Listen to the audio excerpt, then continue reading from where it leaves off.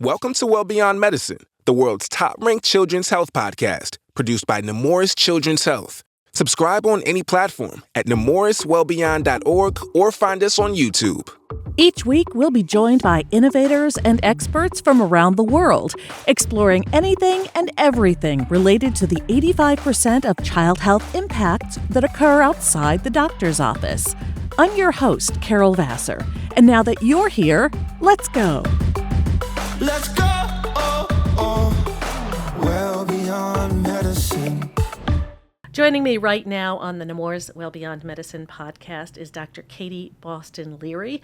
Katie is the Senior Vice President of Equity and Engagement for the American Nurses Association, and she's asked me to call her Katie. Usually I call folks doctor, but I'm going to call you Katie because you asked me to. Welcome. Please. Thank you. Thank you for having me, Carol. We're going to talk about a lot of things having to do with AI and nursing and the future of technology within the profession. But I want to start with you. You were on track not to become a nurse, but to become an accountant. I'm curious how you made your way from accounting into nursing and then into clinical leadership roles like you have now. So, first of all, thank you so much for having me. I'm honored to be on your platform.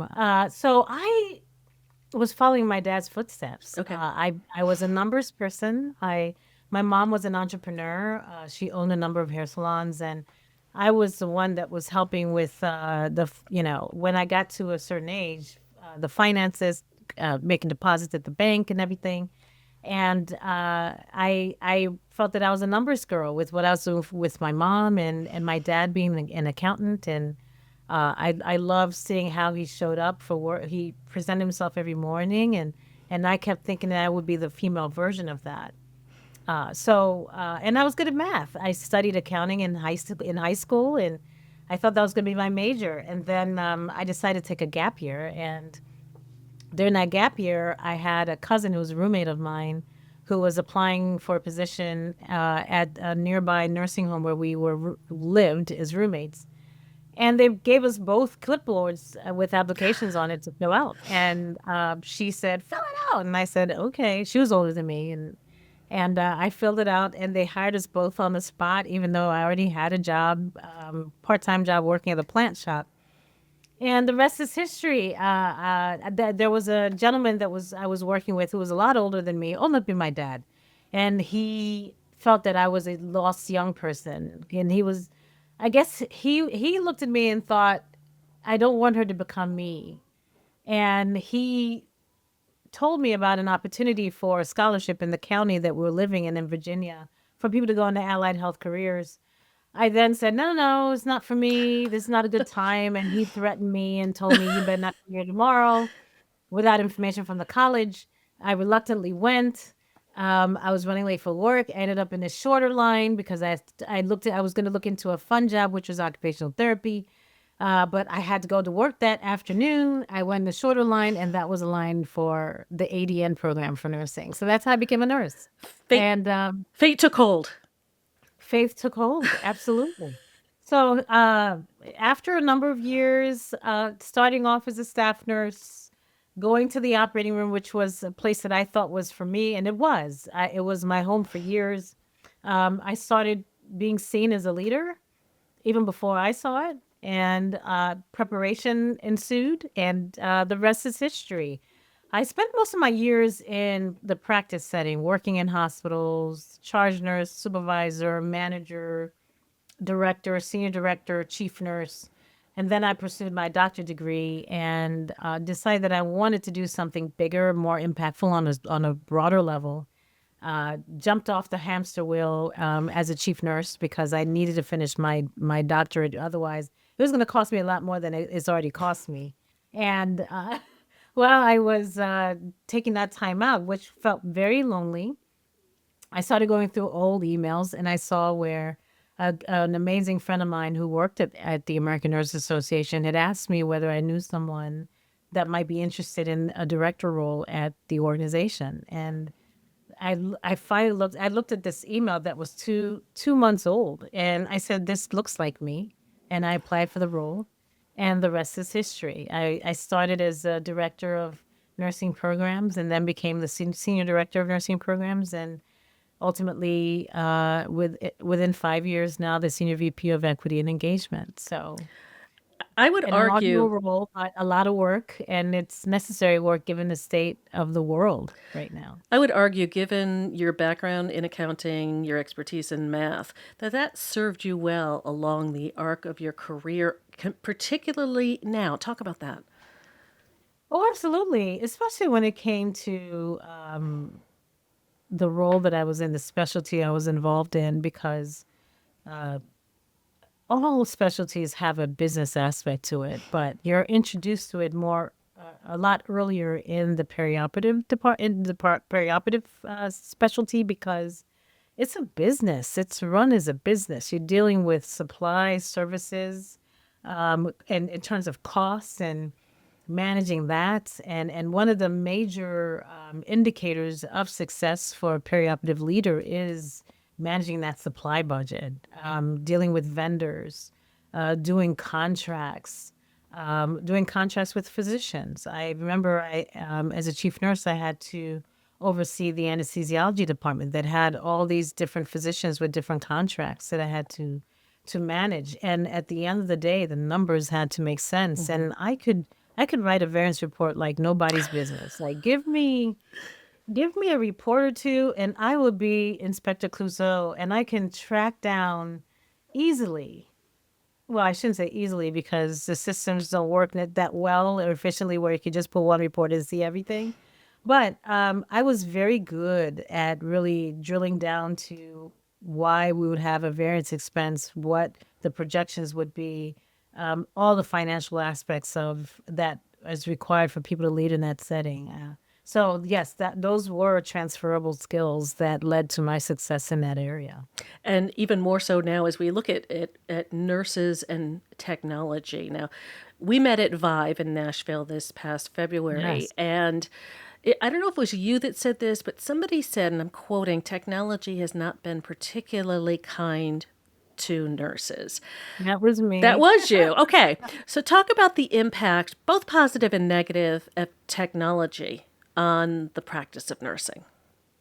Sure. And this is one of my one hit wonders that I roll out every now and then, depending on where I'm in. But it's very true. I think enough attention has not been paid between the gap between the perception of the effectiveness of technology and leaders compared to the people that actually use the technology.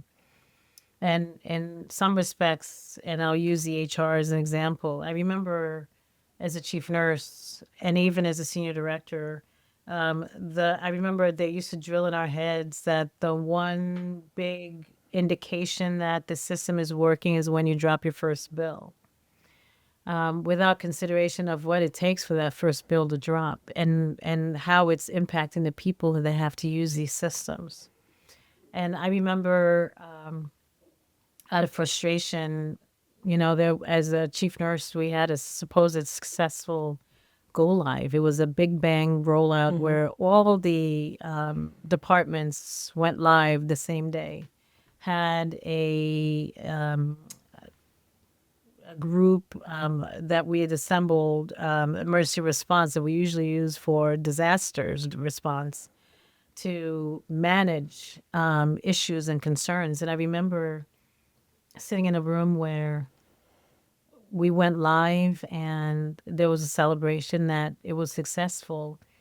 And in the same room where that discussion was happening, I saw this pileup of tickets from nurses and people using the system, indicating all the things that wasn't working for them. And that was my first clue about how sometimes as leaders, we pay attention to the wrong things. Yes, patients are moving through the system. Yes, work is getting done, but at what cost? And that was my indication in a larger way, but it also got me to look at a number of different other things that I've been a part of implementing as a leader, and that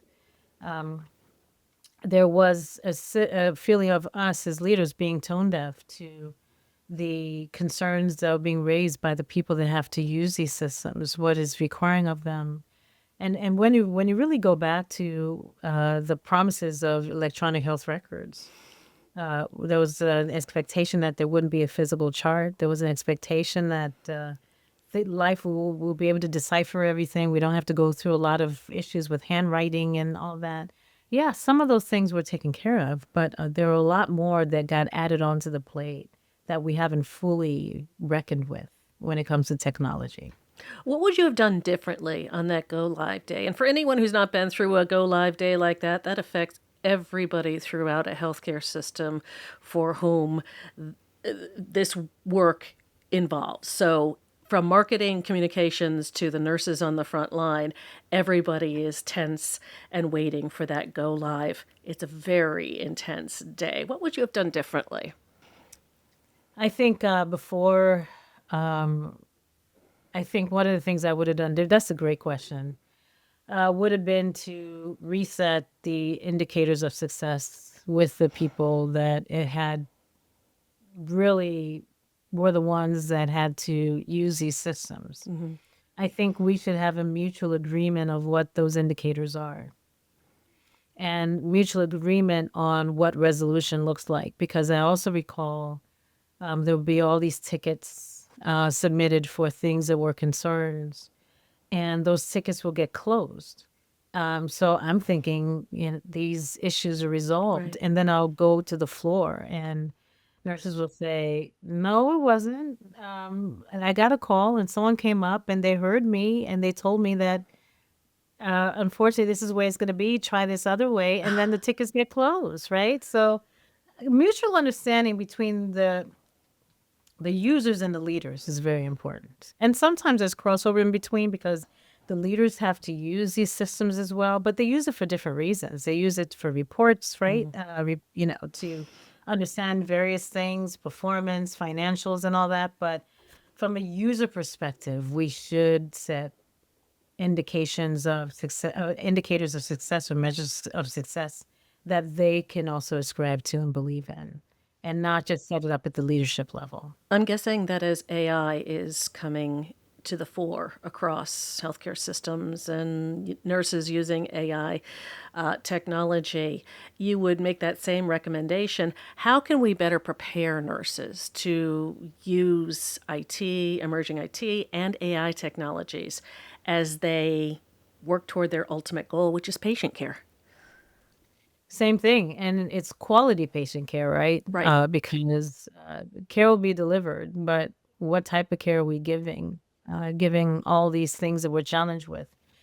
I just saw research today, and I think it was from, I think it was in Becker's about that it said only 40% of healthcare institutions or systems have leveraged AI in a large sense. But I do believe it's everywhere, whether you were intentional in implementing it or not. It's everywhere, particularly as it relates to generative AI. But for us to see it as a way for us to address a lot of the concerns that we have with delivering care is where I think particularly in nursing, because we're seeing the impact on the medical provider side, the physician side. We have not seen it manifest as much on the nursing side, even though we've seen it with care coordination a lot more. But when you think about what we have to deal with from a workload perspective, and given what I just mentioned, right, in terms of electronic health records, I think there's opportunity there, but we have to move away from the boogeyman syndrome that we have with this, that is going to take away our jobs. And I'm not saying that there's not a likelihood that could happen, even though there's research that indicates also that it doesn't impact empathy-facing type roles like nurses, like teachers. So the likelihood of that is very slim right now. It's 2025. This might not age well in 20 years, where it will be very different. It's kind of like, I don't know if you remember the clip that they show of Brian Gumbel and Katie Couric on the Today Show years ago, talking about the internet. Like, what is this internet? And what is Exactly. this? They sound But I very don't to our ears today uninformed. exactly. So that could be the case here. But so let's consider where we are right now. I don't think we should see it as a threat. I think we should see it more as a promise for us to build it to the way that we want to and the way we need to. And I've seen some really good information come out, particularly with Mayo Clinic, where they're looking at how AI can help reduce documentation workload in nurses. And I think if we focus there heavily and deal with that in every institution around the country, I think it would create a seismic shift in how nurses are able to deliver care more effectively, more compassionately, be more present when they are engaging with patients. I'll just close with this. I saw someone post for nurses a Nurses Week gift, an arm bracelet that is a bracelet that you can write on and erase, where you can make notes on and erase and continue to make notes on throughout your day as a nurse, right? And they were promoting it as a place where you can document vital signs. So you won't have to commit it to memory, so you can put it in the computer later. That is an indication about how dated our thinking is sometimes and how we deliver care. We should not be doing that in 2025. A product like that should not be marketable at this time. As a helpful gift during Nurses Week. Yeah, exactly. But it is because a lot of nurses are still writing, noting a lot of their information on paper towels, on pant legs, on On their clipboards, hands. on the backs of their hands. This should not be happening right now. No. We have to really push the needle when as it relates to information being able to being uploaded real time while care is being delivered. I have two questions in relation to that. Let's assume that I'm a mid-career nurse and I'm hearing all about AI. I'm hearing about generative AI and how it's going to change my job.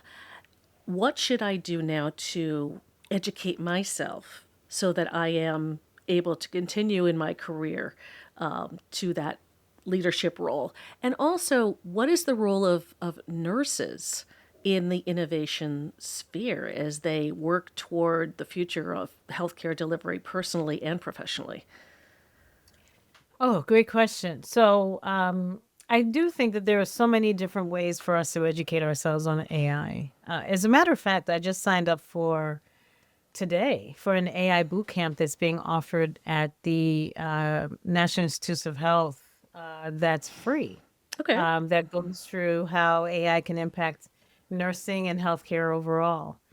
So there are a number, and this is such a hot topic. You can't go to a conference where it's not a front and center, top of mind discussion topic. You can't go on your feeds, your professional social media feeds, and not see something there. There are also institutions that offer programs.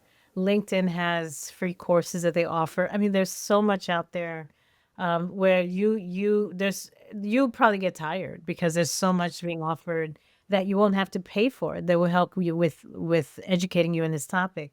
I remember a couple months ago, I went to New York, and there was a conference on building a world as a society of social good, and it was about AI, and I was thinking, wow, well, it seems like a paradox. Let me go see what this is about, because you hear all the bad things or not so good things. And they set up this entire 4-hour, 5-hour conference of us seeing what the future could bring and how you can create the best of both, where we can be intentional about creating the best of what technology has to offer as it relates to AI, and the best of what we can offer as human beings to layer onto how we can build the best healthcare system that we can. So I'm excited about that, and I look for opportunities to learn more about how I can contribute to that.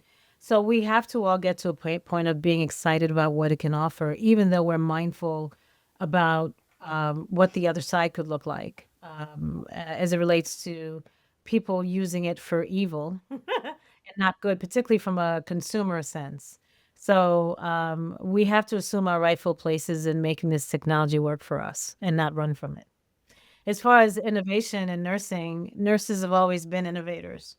We innovate. We were innovators before the term became sexy, or even before innovation became a thing. And we'll continue to because of our collective passion to deliver the best care possible and hopefully in the most efficient way that we can. So this is under the guise of necessity is a mother of invention, and nurses throughout their day come up with different things to make things better.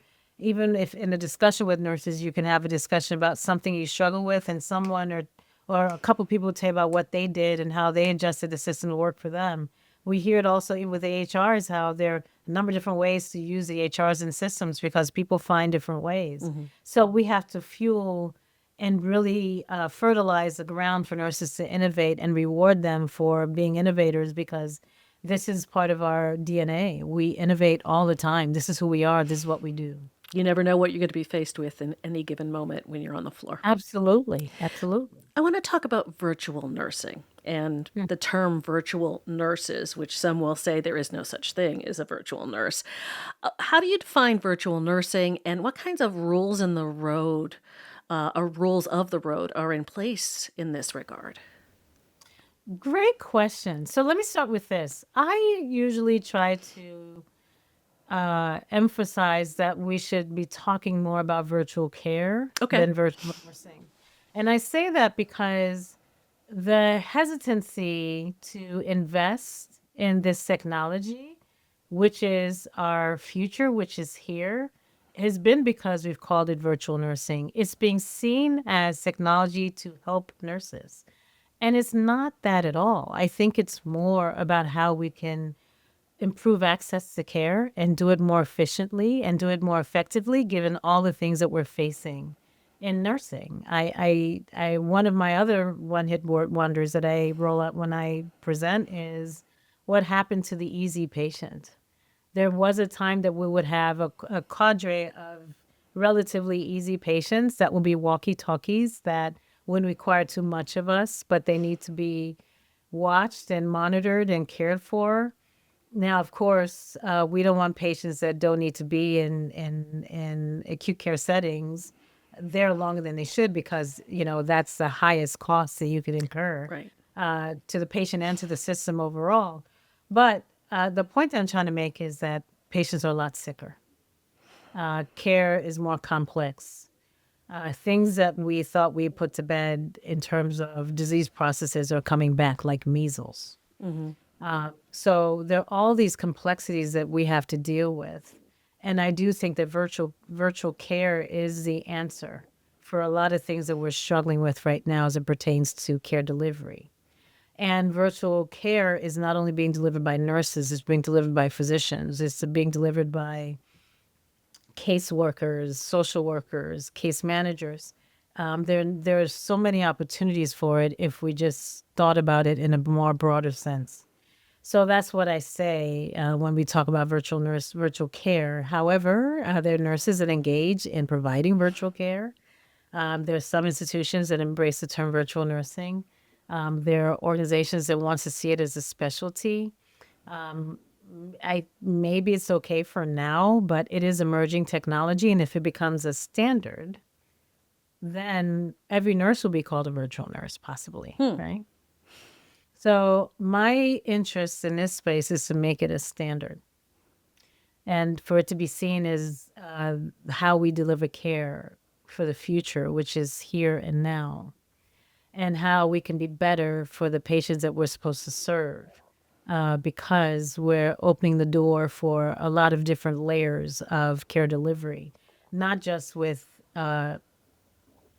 care at the bedside and right there in front of you, but also with care from a distance that's remote from a different room. Right. And also care that we can provide in other settings like a school setting, long-term care. There's so many opportunities for this if we just open our minds a little bit more. You are an amazing, high profile leader of the American Nurses Association. Your, your title includes engagement. I want to discuss your role in engaging nurses across the nation, especially in this time. We're 5 years out from when COVID began.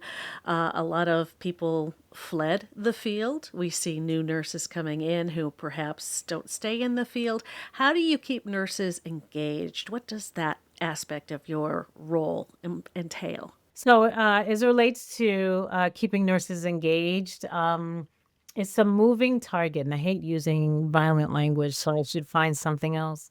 But it really is something that we have to continue to stay adept at and be mindful of the different needs, different strokes for different folks, and how we need to break open a little bit the buckets we're putting people in because of the generations that they belong to based on when they're born. Because I do think that everyone engages in different ways and they require different things. And the way to know that is to be amongst the people. So part of what I try to do is to get out there more, not just conferences, but even for Nurses Week, I went to institutions, talked to nurses, talked to nurse leaders.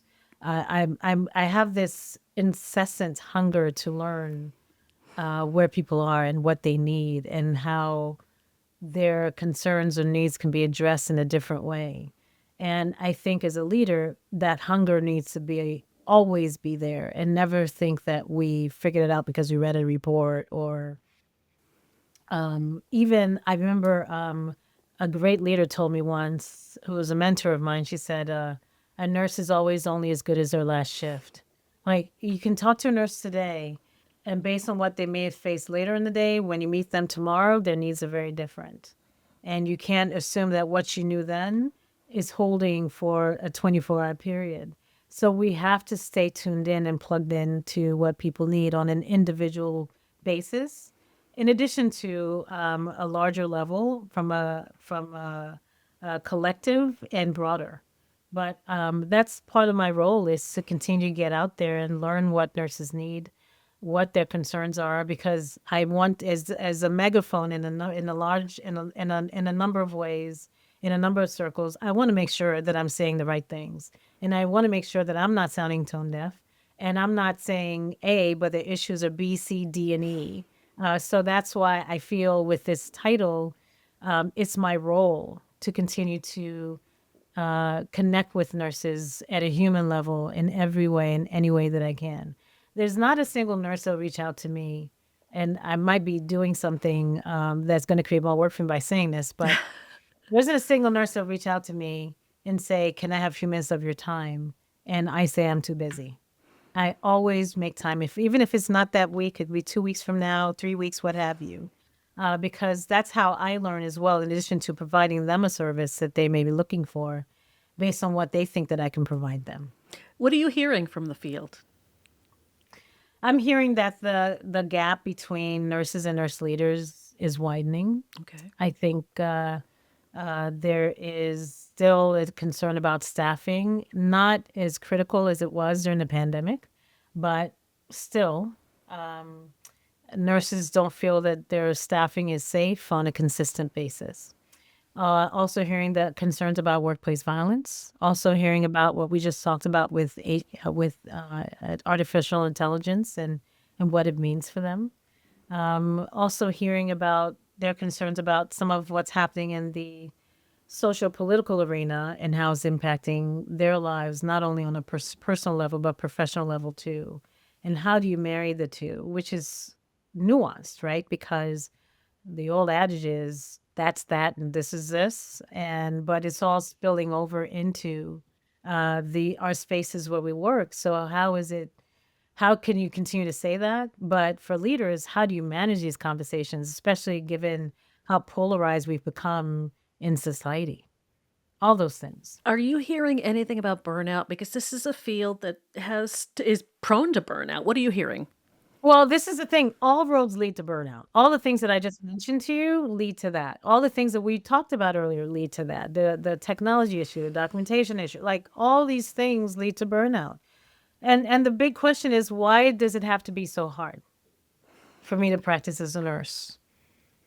When can there be some focus on simplification, and having me focus more on things that I should be doing versus what I have to do because nobody else will. I talk about how nurses we've talked to nurses about never say you're just a nurse, and they say, well, can I just be a nurse today? Why do I have to take on all these other things? So all these things that we just talked about lead to burnout and well-being issues, absolutely. And we have to start seeing it as such versus it being in one of the buckets that we manage and carry in terms of issues for nursing. All these things lead to what nurses have continued to have issues with burnout. And when people say, well, why is that? It doesn't make sense. Well, when you really think about it, we're a lot wiser, a bit wiser, I shouldn't say a lot, but we're a bit wiser since the pandemic. And we started making well-being in nursing a thing. And we've done some things strategically, structurally to address nurses' well-being. And yet we're still here where nurses are feeling burned out. So when you really think about it, it probably is because we haven't looked at the systems that we've created around nurses to work within. And whether those systems are creating illness versus well-being and wellness. So examining the systems, that's where you're going to find the solutions. Completely. And I'm not necessarily talking about pathological illness, but you've heard about sick building syndrome, right? Yes. Like, I'm here and I want to give my all and I can't. I want to do these simple things. I couldn't. I leave at the end of the day. I couldn't leave on time. And then at the end of the day, when I'm trying to lay my head on my pillow, something hits me that I had committed. I promised a patient or a colleague that I'll do X, and I never got there. I never did it. And you feel this moral distress. So all those things is what impacts burnout in nursing and nurses' well-being. Dr. Katie Boston Leary, Senior Vice President of Equity and Engagement at the American Nurses Association. We're going to have you back. Thanks for being with us. I would love to be back. Thank you for having me, Carol. Let's go.